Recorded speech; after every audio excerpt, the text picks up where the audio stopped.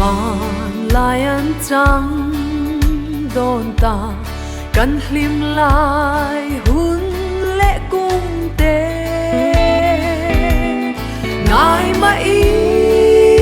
la vang lai nun lệ cung lui an liam zel o piaral pan nin o kan ngai chul nu cung lui her lệ se roa du chung kim kan lim lai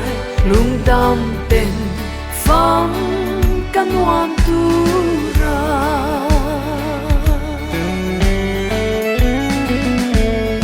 lên roa lung du te u phong kan chẳng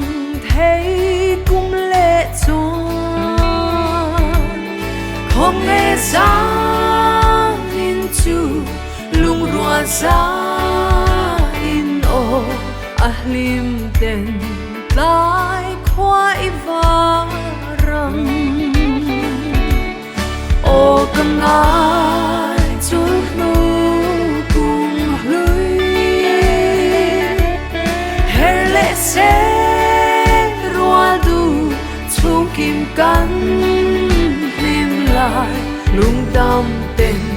phong kan wam tu ra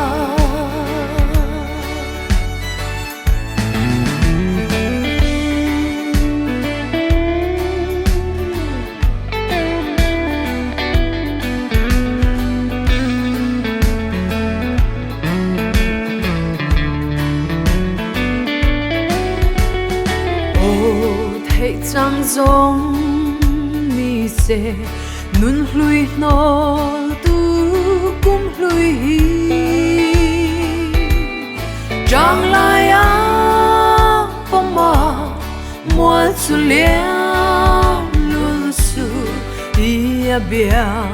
thu lan kan hoa mê o kan ai chul nu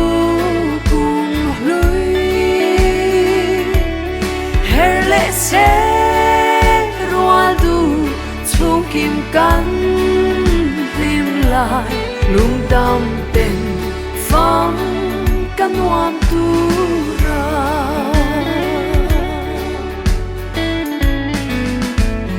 dam takin o cung lui ngày lai shui ang ka vuan che cung lệ hun nga ka in to le ma song dam takin chi bay mang cha le o kan ai chul nu cung lui her lệ se roa du chung kim kan lai lung dam ten